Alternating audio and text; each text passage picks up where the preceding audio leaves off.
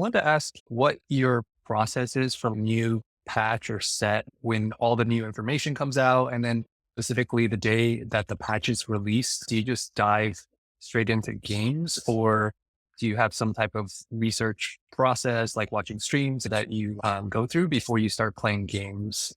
My favorite thing is if you go to the Tech Tools stats page and you go to the trends, that's really helpful for me because everyone looks through the patch notes and you can kind of see what things are changing, but you don't always have a good idea of how much things are changing, especially when there's multiple changes and you don't have a good grasp of what the numbers mean. The trends page is awesome because you already have a feel of the past patch, and then you can use these deltas to adjust your current evaluation. So if something's getting nerfed, you don't always know how big that nerf it is, but you can see the change in the placement of that augment or unit in the trend page. Also, especially with units, average placements are really strange because higher cost units are always going to be better average placements than lower cost units. So like you might say, oh, this unit's only like a 4.5. This isn't a very good carry. But if you see that the delta is maybe zero point 0.2 and it was like pretty acceptable last patch in certain spots, then it'd be like really good in those spots now. So like even Mhm. if even if the AVP is not very good, if the delta is good and it was an okay thing last patch, you know it's gonna be good now. Yeah, makes sense. Watching streams, it's kind of hard to get all the information just like a short amount of time watching streams because that's more of a over the week type of thing. But I like to look at match histories and just kind of get a feel of what people are playing because you can look through 10 top players and just be like, there's 30% Kaisa games, 30% Ash games, 10%, whatever this reroll. And you kind of get a feel for like how often you should be looking for certain spots. That's what I like to do. Okay. And then how does that like evolve as the patch gets more mature? Like, I feel like most of the time, at least from my experience, it's like the patch gets released on Wednesday. People are figuring things out through the weekend. And then usually people are posting comp tier lists and stuff by Monday. But sometimes the meta still continues to evolve even the second week. Are you looking at the match histories pretty much every day? Is that primarily just for the first couple days? Does your research process evolve as the goes into its second week? Looking at what people are playing, we can definitely continue if you feel like you don't have a good understanding. You can get a sense for it just based on like what people are playing in your games.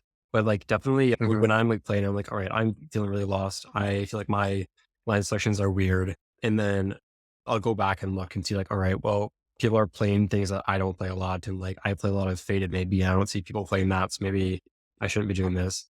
A lot of the new tech drops that people come up with, I don't test them out a lot. I tend to play more like the tried and true comps first and let people refine those first. And then once they're a bit more refined, then I'll see how, Jisoo plays them on stream or whatever. Just seeing like a guide on Twitter is usually, first of all, the guide's usually not very good because it's a new comp and it's maybe not the best player posting it and everything's super new. But like after a week, you learn a lot more from watching the game actually played than just looking at like the stats and touch tools or looking at a guide on Twitter. Just because like you can see the conditions on why someone chooses to play the comp. That's one of the big ones for me is that like I don't always know what makes someone want to play the comp from this spot. So just seeing the decisions of, oh, they hit this augment, so now they're looking for this comp really hard, or items are really awkward for anything else, so they, have to play AP, they're playing this comp. Just things like that. So how do you go about filtering those games? Like I remember, I think was it 2 patches ago, the Senna Ghostly reroll was just kind of coming out of nowhere, or the Silas Flex from last patch. What's your stream watch process? Do you look at a specific player and then go sequentially through their games, or do you use Meta TFT's Bond library and filter by units? What's your efficiency approach to watching streams and collecting data on new comps that you're trying to learn? I think that the meta TFT library is a very good resource that I probably underutilize. I tend to find a player that's doing pretty good on the patch and go through their games because the way that helps me the most is that like line identification because I want to see how many times they're playing this comp, how many times they're playing that comp, why they decided to play those comps, and the conditions that led them to success or like led them to failure with those comps. That's for like the new patch breed, and then maybe a week into patch, and then it's the day before tourney. You're like, I don't really understand how to play blah blah blah, or like I don't understand why I'm not doing very well with that. That's when you like go to the VOD library and like try to find those games. But those are also very like handpicked often. So maybe there's a new like Silas comp, and you go to on the VOD library, and then you watch 2 games, and like people are doing pretty good with it. And then you try to play your own games, and then you're like, oh, I never get a good spot for this. Why is this? But it's because you're looking at games where people had good spots Yeah. for Silas. So it's like it's very niche. Yes. So you have to know like when you should play it first, and then Yeah, that has definitely happened to me, both when I was trying to learn the Silas comp, and then also I think when the Invoker Porcelain stuff was like first being discovered. yeah, I think that's why I'm like still trying to figure out what the best methodology is, because I'll use the bond library and exactly like you said, I'll watch like five you're like, oh, games this is broken. and then it's like, yeah, it's broken. And then it seems like, oh, I can always play this. And then I'm just going like bot 6, Yeah, 7, 8, like yeah. every time. But the benefit is that by having that repeated exposure, it gets me really familiar with it so that even if I'm hurting my LP a bunch, but then I think in the long run, it helps me once I like see the big picture again, Mhm. like and go back to like all the lines and considering them, I'm able to more efficiently do that one specific line. No, if you Um, don't care about but losing a like, little bit of LP, so I guess, yeah. yeah. So then I'm curious when you're just going through, let's say Dish Mhm. Soap or whoever else, are you mostly watching stage 2 and 3 to see what line they pick and then kind of skipping to the next game? Or are you watching each game like fully, or are you watching more than one game at the same time? Like, how do you approach It that? it definitely depends on like how far into the patch we are, because like early on, it's very useful to watch the whole game. Obviously, speed it up and you skip through like we're not doing anything, but even like learning how to cap out certain comps is still important. But like after we get like through 1 week, I'm watching stage 1, stage 2 like very closely, and then stage 3 you can kind of skim to like 3-2, 3-5, see if they like roll down a little bit. And then usually by then you have a pretty good concept of like how to cap out that game. You don't need to watch the rest of it. Obviously you can like, there's, positioning things and stuff you can take notes of, but it's definitely hard. And I think it's more impactful just to like go to the next game and learn the stage 1, 2, 3. Okay. And then kind of taking a step back from that, like how much time are you spending watching streams versus playing? Like what percentage distribution are you allocating your time between I those? think it's more of a player thing. I don't know what to like recommend because for me, I learn very badly from playing because I get myself Mm, in like kind of like a little like loop of like what I play. And so mhm. let's say like there's a new sales comp that I see on ladder. Even if I know it's good or like know it's like pretty playable, if I don't have experience playing it or like know where to play it from, then I won't play it. So then I need to watch other people play it first before I play it. So like that's why I think I succeed a lot more. I succeed a lot from like watching a lot, whereas other people, namely like the players that, send 20 games a day, probably learn a lot from like hands-on experience and are able to actually like retain that focus throughout those games. So, I mean, I think that as long as you're doing a little bit of both, just try out different amounts and like, see what's working for you. Okay. So you spend more, it sounds like more time like Yeah, when researching, I'm like watching studying than for playing. tournaments, I'm definitely watching more than I play. Okay. What's really nice is when you can Gotcha. like watch someone in calls Um, because then you can talk through the game with them and like because it's like you get to watch the game and see what other people would do, but also you get to like ask them about why they're doing things or like suggest things that maybe you do differently. yeah. Given that you just mentioned like kind of tournament, how do you differ between just regular ladder play versus tournament play as well as like, I guess, prep? I mean, you mentioned that for tourney prep, you're spending a lot more time watching, but I'm also curious, like in the game itself, like how, if at all, are you playing differently? Whether it's a tournament versus like just, playing normal. I mean, I think that's also just a matter of like how much you care about LP as a person. Because like obviously if you're, I mean, disregarding the fact that like LP games at the top of the ladder are so skewed that like you need to actually play differently than tournament. If you did care about LP, you'd play the same in tournament as you did on ladder. But like for me, if as long as I'm like Right. high enough to make the cutoff for whatever tournament I want to play in, I'm not really going to care too much. So it's more just like I would rather either test out new things or just like play whatever I want to play. So like, I'm not the best example for like, ladder, I'm so bad at words. ladder ladder warrior, or whatever. discipline, I guess is what I'm looking for. Yeah, like Ladder I think discipline. Okay. if you care about ladder, then like there's really not much of a difference. The only thing is like I think that like you definitely play different depending on like how you compare to the lobby.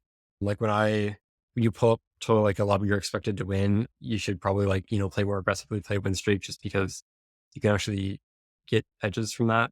Whereas like if you're playing in a more competitive lobby, there's Mhm. more value. There's like, fortune cash out, lose streak, stuff like that. Because you need more resources to end up winning.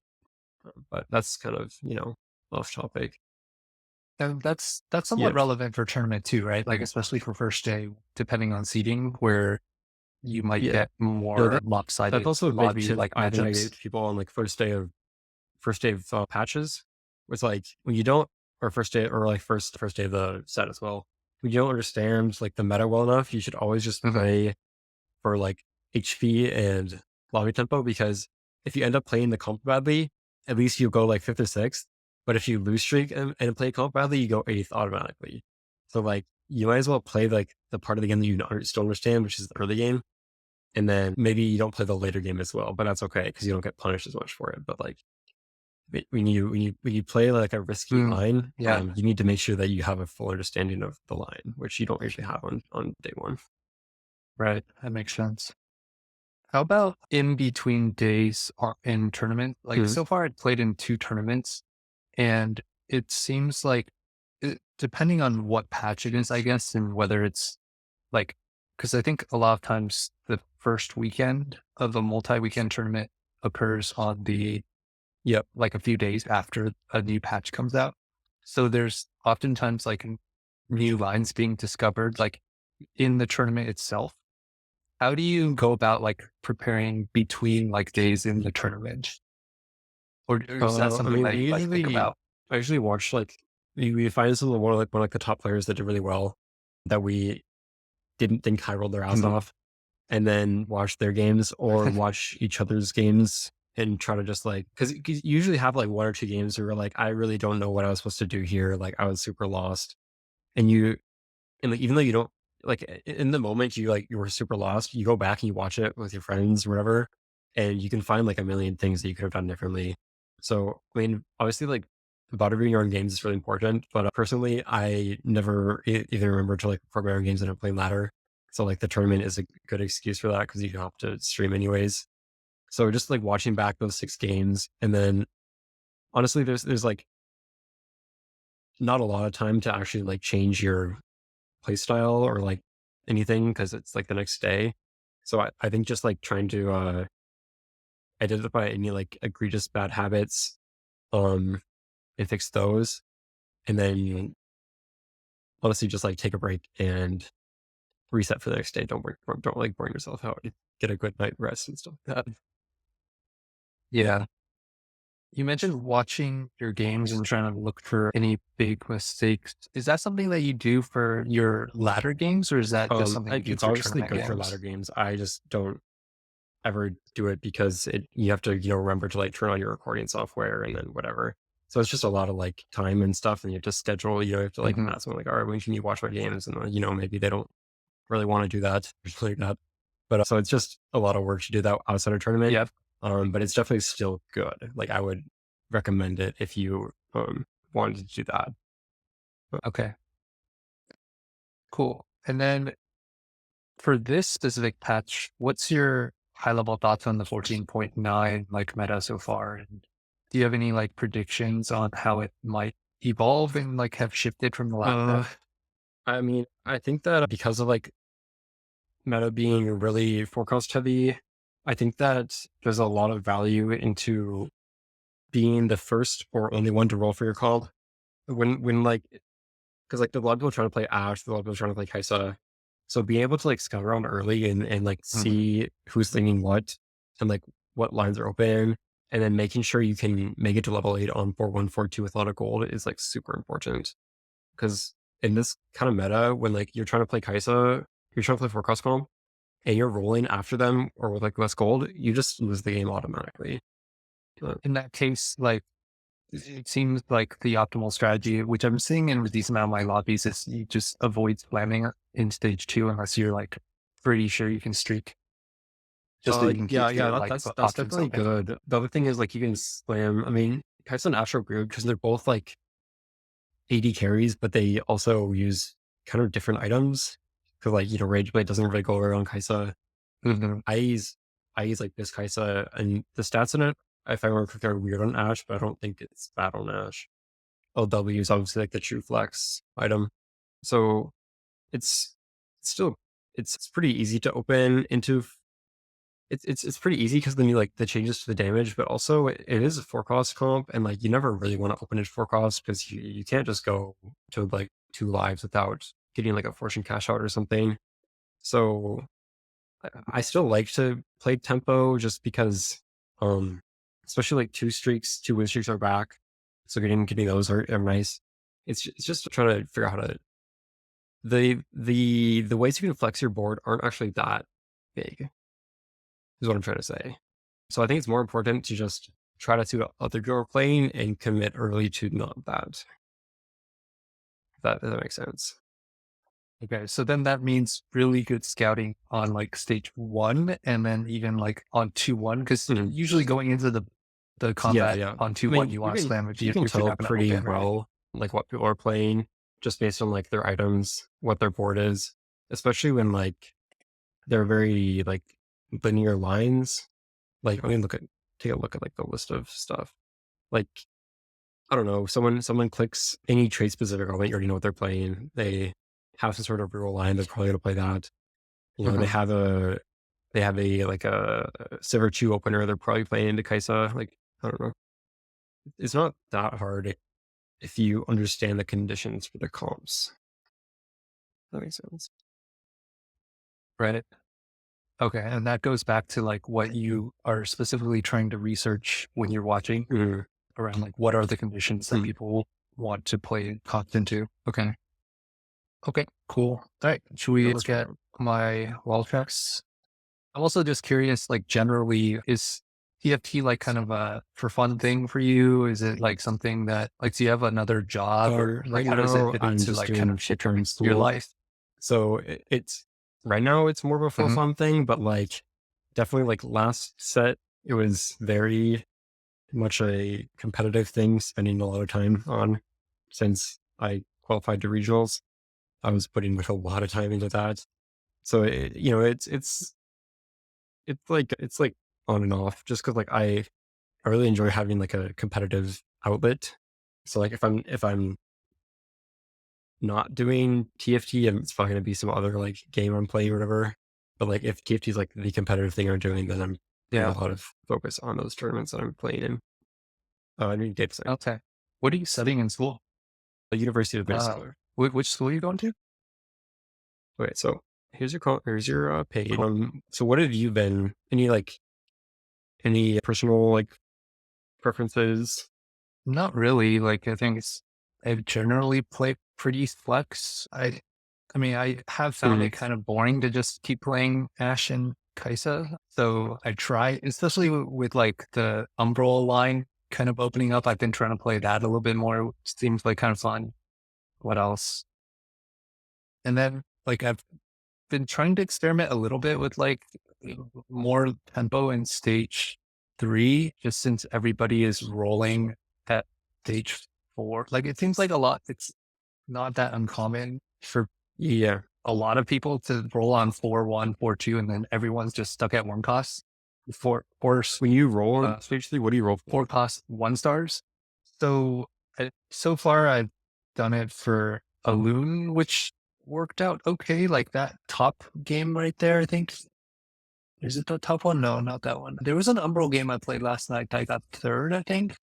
This All one? right, no, higher, higher. I think it's the second game. Yeah, Yeah, yeah, this that is a one. nice Like that third. one, I like streaked all of stage two. Yeah, I streaked all of stage two and stage three, and like part of stage four. And I just rolled to like get a loon. Like basically all my 2 and 3 costs, I got 2 star, and then like I think I streaked Yeah. through like 4 or 5 because everybody was so weak. Yeah, And then no, I think obviously it's I probably fell one of the off at the best end to like comps all for that. the high You know, rollers. duelists, I think, are still duelists are probably a better option for like level 7 rolling, or level 6 rolling. Are duelists viable, like going back to conditions without a duelist stat or like extended duelist? God, Like what are the conditions that you found duelists work it's under? kind of weird. I'm pretty sure the duels +1 is still so important. I don't play it without a lot of things telling me to play it. So I'm not like trying to tell you to play half the games, but like, Seems like you might lean that direction. If you don't have duelist +1, it's like you're kind of leaning Kane and then you might like kind of luck yeah, into it with the um, 3-2 augments. it's definitely good just because like the like Darius, like you get Darius too, you get like Yasuo. Those are pretty good units to like just open up your game with, and especially like things like keepers could make you try to play it. I know combat caster pretty good. The other reason would just be like you're too poor to play 4 costs and you're contested on 4 costs. Like historically, it's you always play the 3 cost comp, the 3 and 2 cost comp when you can't actually make it to 8 with the money. So that was kind of like Hmm. I had a good example of it this set, I feel like, because our what was the oh yeah, it's kind of like it's like the Senna versus Kaisa like 2 patches ago, where like if you're broke, you have to roll in 3-2 and play Senna, and sometimes you can't get out of it. But if you're like rich, you can tempo and go play or trick shot Kaisa. Um, so it's like this is kind of like the AD out where you put items Mm. on Tristana that would have gone on like your Kaisa when you can't afford to get to Kaisa, and you just try to like play for a fifth. Okay. Yeah, that makes sense. I think I've also been trying to get like the Invoker Yeah, or Solen, like Ash comp to work. And that's one of the games I have. And I feel like I can get like top fours, but I rarely like cap that well, I think. And I'm probably making a I ton of mean, this looks mistakes a on like the pretty mid good game. second. I mean, obviously, like I don't know, DB over QSS if you win the game. I got tricked into playing. I think this Fishbones things is terrible. Maybe it's good on maybe it's good on Ash, who knows? But I looked at the stats and it was awful. I expect Yeah, them like to almost all get the the better as artifacts people suck. figure out Things. the ways to play them. Because like right now, no one understands Mhm. like maybe in a week we like oh special class you play Kane, you always play Kane. Like no one knows that right now. So then the stats are not very good, but they'll get better as people figure them out. Yeah. Related to that, like how Uh, much do you I rely think on less than I stats? used to, but I think that things that like are hard to evaluate yourself are really important to look at stats for. Because like if you're not like if you're like a genius, which I'm definitely not a genius, sometimes you just click an argument, you're like, oh, this feels okay. Or like this feels pretty good. But like there's just too many other factors in the game that are making the game feel pretty good or not that good. That like just looking at the stats and having a general concept of how good the argument is in general, like and then you can then make your decisions off of that premise with your specific game like factors. Like if you know the argument's not that good, it doesn't mean that you never click it. It just means that when you compare it to the other arguments that you're offered, you put it a little bit lower initially, But then if it's really good in your spot, maybe you still click. Mhm. So are you like using stats on the fly during your gameplay a lot? Or do you do like Um just stat deep dives, like completely separate from playing the in game where you're just tournament, like I will scouring always through have the data? Like Explorer how open do you and go then like about let's say I'm usually using playing data? Kaisa. If I'm like locked into Kaisa, I'll just go 4 Bruiser, 4 Trick Shot, whatever. This is a pretty good filter for whatever because no one else plays it in any other way. And then now you can like look at each augment you Mhm. get just to eliminate any mistakes. During ladder, I don't care enough, and also I like to just try things out that sometimes I wouldn't normally do, so I don't. But just generally looking at Yeah. what you can also do is like you don't have to memorize everything, but like you can look at augments and you can like look at the top augments on each stage and you kind of get a sense for like what makes the comp work. So if there's like a lot of combat augments, you know that the comp needs combat augments. If there's augments that give you like items, you know that the comp uses items well. If there's like econ augments on 2-1, then that means like you want a lot of money for the comp, you know. and then you can like use those understandings of how the comp Hmm. works and like apply that to things like portals and like item encounter or the encounters and like kind of use that as well. Because if you know that this comp uses money really well, then like if you get a portal where you get a game where you're starting with like 20 gold, then you know, oh, this would be a really good spot to play this comp because I have a lot of money already.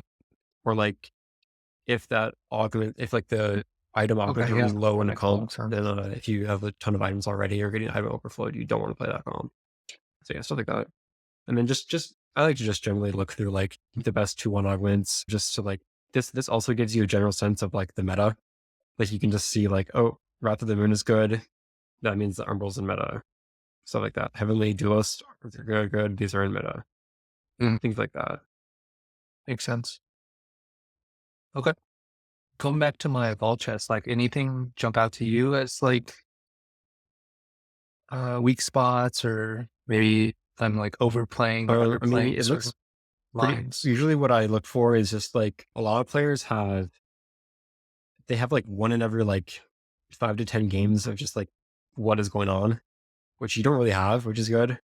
Like I don't even know. Like maybe I don't know what happened here because like I haven't played 8 Arcanist that much, so I can't even speak on it. Like maybe this is a good board, you just got unlucky. Maybe yeah, I have that game that we can go over too. got it. This was a weird game because it was a Zoe encounter. Um, so I was in this game, I was freaking stage 3 because I was super strong with a Lux 2 and like pretty much a fully upgraded mid Yeah. game board. Uh, but it didn't cap well. And that artifact on I think Syndra it's like was a just flat shit. because it doesn't scale off anything. So I don't. Yeah, I'm pretty sure it's like It not very scales with intimidating. No, stage, just put but it up like here. I don't Like think it turbo scaled frame like much. this. I think it's probably good with like if you have Blue Earth Morello this on like Kindred and you play with Nard, it's probably pretty decent. But other than that, like I don't see any like what's going on Mhm. games, which is good. I mean this is LW not the best, but I don't know what happened, so whatever. Yeah. So are you typically not building LW on Aphelios? Because here it Yeah, has it's just not like worth it. the additional, the Um 10% is just Especially not worth. since his best items are like Red Buff Rageblade in addition to DBIE. So you really want the bows because the like you have two Sunfires, so it's not a big deal here. But like Red Buff is like his best item, so you always want to save those bows. What are you usually like looking for when you go through like the high level, just looking at the final comp? Like what's like kind of your order of I mean, operations as like far I said as, earlier, just a general like kind of, composition on like mm, what people are played and how much. Like if I go to leaderboards, look at just so obviously actually, he's one of the best example because he's kind of a weird case where he likes to play uncontested lines a lot. So let's just go Soju, and then generally just like looking. So first you just kind of like scan through. Oh, okay, he's playing Silas, Morgana, Silas, Morgana, 6 Arc, Ash, Nar. Okay, 6 Invoker. That's kind of weird, but whatever. No, and then like if you see like you get so if you like see games that like maybe you're like, okay, I haven't played much Gnar. Why is this guy playing Gnar? You then like look at the augments. You're like, okay, too healthy, decided to play Gnar. Oh, most decided to play Gnar, then hit too healthy, and then Triad. Okay, this guy's a cheater. Maybe let's see if he played any other Gnar games. But like, yeah, that's like a very short way of what I talked about earlier of like seeing the commit conditions. Like he got the broken augments and he played it. okay. So you're looking at specifically who have they itemized primarily is their carry. And Um, like you I didn't mean really look at the the traits traits that like much. I the mean, only reason you kind of you know looked like at like what the comp six it is for like example. Yeah. like six Dryad versus 4 Dryad. Like obviously I'm gonna play 6 5 6, but like you don't usually get to 6. So I'm not too interested in like, oh, he played 6 Dryad this game. That's really interesting. Because I already kind of Hmm. know which traits go into this comp. And like the change in the traits is mainly Hmm. just like what +1s you get or stuff like that. Or like you get a legendary you're not supposed to hit. Obviously this one's kind of weird and like you can definitely take note of this. If I were to see more 6 Invoker games, then I would maybe take a look into that, but I don't think I'm gonna see that. Okay. So this still goes back to the what are the carries, what augments like kind of enabled that Mhm. carry to be Um, played, and then also like for frequency of for a play. champion. this is another way you can like look into like what 2-1 augments you should be clicking. Just because like if you scan through and like maybe you see that like they're not clicking something that you click a lot, or like you see, oh, I never click learn need to spell. What are they clicking on? Then you can like, you know, try to figure out what people are playing. It is pretty niche though. Like you want to see multiple examples of it because like sometimes it's just that their Same augments are here. so bad they had to click something bad. I'm like to watch the game. It's like generally skimming through this, I'm seeing that the only reroll he's gonna play is a Loon or Gnar, and then like he's going Asher Kaisa almost every other game, and then like rare case for like this Blades or like Shen or this styles combo of things like Learning Dispel or Sage +1.